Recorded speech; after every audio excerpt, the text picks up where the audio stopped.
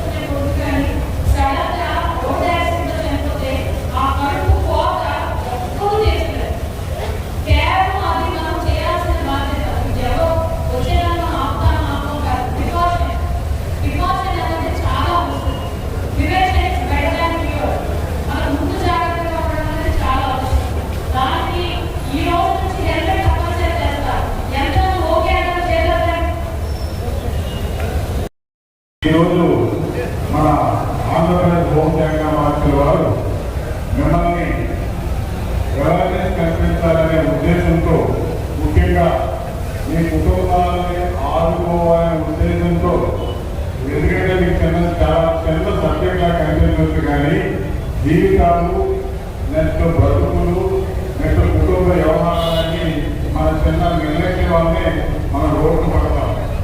అట్టి సందర్భంలో మనం ఎవరు తీసుకోవాలో ఏంటి అర్థం కాక అందరూ చాలా ఇబ్బందులు పడతాం. ఉదాహరణకి మీకు పోలీసు వాళ్ళు శత్రువులా కనిపిస్తారు. ట్రాఫిక్ లో చలాన్ చేసేటప్పుడు, హెల్మెట్ లేకుండా డ్రైవ్ చేసేటప్పుడు, మీరు సెల్ ఫోన్ డ్రైవింగ్ చేసేటప్పుడు, మీరు తాగి డ్రైవింగ్ చేసేటప్పుడు, మీరు పక్కన స్పీడ్గా వెళ్ళేటప్పుడు, ఇవన్నీ విషయాల్లో మిమ్మల్ని కంట్రోల్ చేసి పోలీస్ డిపార్ట్మెంట్, ట్రాన్స్పోర్ట్ డిపార్ట్మెంట్ ఉంది. ఈ విషయాన్ని మూలంగా అర్థం చేసుకుంటే ప్రతి విషయంలో కూడా మిమ్మల్ని దగ్గర ఒక అవేర్నెస్ ప్రోగ్రాం పెద్దలే ఉన్నాం. మన జిల్లా ఎస్పీ గారు, పోలీసుల ఆధ్వర్యంలో మనం చాలా ట్రాఫిక్ అవేర్నెస్ ప్రోగ్రాం పెడతాం. ఎందుకంటే ఈ ట్రాఫిక్ వల్ల ముఖ్యంగా రోడ్డు ప్రమాదాలు మన తగ్గిస్తామో మన యొక్క తప్పిదాల వల్ల మాత్రమే జరుగుతున్నది. ఉదాహరణకి cell phone driving, drunk and driving, next without helmet, speed driving, licence driving. So ఇవన్నీ మనం చేసుకుంటూ పోతాము. తీరా రోడ్డు పడితే ఈ భాగం చాలా ఇప్పటికీ చాలా మంది చనిపోయారు. రోజుకి 3 ముఖ్యంగా నాయకుల దగ్గర నుంచి అంకాల వరకు రోజు చనిపోతున్నారు. దీనికి పోలీస్ డిపార్ట్మెంట్ అదేవిధంగా ప్రజాప్రతినిధులు అందరూ కూడా సంయుక్తంగా ఒక హెల్మెట్ అవేర్నెస్ కార్యక్రమానికి శ్రీకారం చుట్టడం జరిగింది.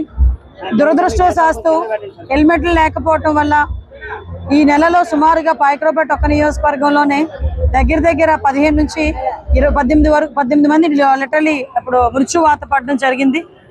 దీన్ని దృష్టిలో పెట్టుకొని ఎట్టి పరిస్థితులను ఫర్దర్ గా జరగకూడదు. At the same time helmet ని కూడా కంపల్సరీ చేయాలనే ఉద్దేశంతో ఈరోజు పాయకరావుపేట నియోజకవర్గంలో కంపల్సరీగా బైక్ రైడర్స్ ఎవరైతే ఉన్నారో వాళ్ళందరూ కూడా రైడ్ అంటే డ్రైవింగ్ చేసే వాళ్ళు వెనకాతల కూర్చునే వాళ్ళు కూడా కంపల్సరీగా హెల్మెట్ పెట్టుకోవాలి ఒక నిబంధనని ఈ రోజు మేము అందరం కూడా తీసుకోవడం జరిగింది. దానికి సహకరిస్తున్న పోలీస్ డిపార్ట్మెంట్ కి ప్రత్యేకంగా నేను ధన్యవాదాలు తెలియజేసుకుంటున్నా. ముఖ్యంగా ప్రజాప్రతినిధులందరూ కూడా గ్రామ స్థాయిలో వెళ్లి ప్రతి ఒక్కరికి కూడా ఈ హెల్మెట్ మీద అవేర్నెస్ కార్యక్రమానికి వాళ్ళు కూడా శ్రీకారం చుట్టాలని, ప్రతి ఒక్కరు హెల్మెట్ ధరించే విధంగా వాళ్ళు పాటుపడాలని మనస్ఫూర్తిగా కోరుకుంటున్నా. ప్రజలకు కూడా ఏంటంటే 2 లక్షల రూపాయలు పెట్టి ఒక బండి కొనుక్కుంటే 300 రూపాయలు పెట్టి హెల్మెట్ కూడా తప్పనిసరిగా కొనుక్కునే పరిస్థితి రావాలి. ఎందుకంటే ఈ రోజు చాలా మంది మనం యాక్సిడెంట్లో చనిపోతున్న వాళ్ళు 60% ఆఫ్ డెత్ కేసెస్ అన్ని కూడా హెల్మెట్ లేకపోవడం వల్లే జరుగుతున్నాయని గణాంకాలు కూడా చెప్తున్నాయి. దయచేసి హెల్మెట్ పెట్టుకుంటే ప్రాణాలను రక్షించుకోగలం. ప్రమాదాలు అనేవి కొన్ని సందర్భాల్లో అనివార్యమైనప్పటికీ కూడా ఆ ప్రమాదం జరిగిన తర్వాత కూడా దాని సీరియస్నెస్ ని కూడా తగ్గించుకునే దానికి హెల్మెట్ అనేది చాలా బాగా ఉపయోగపడుతుంది.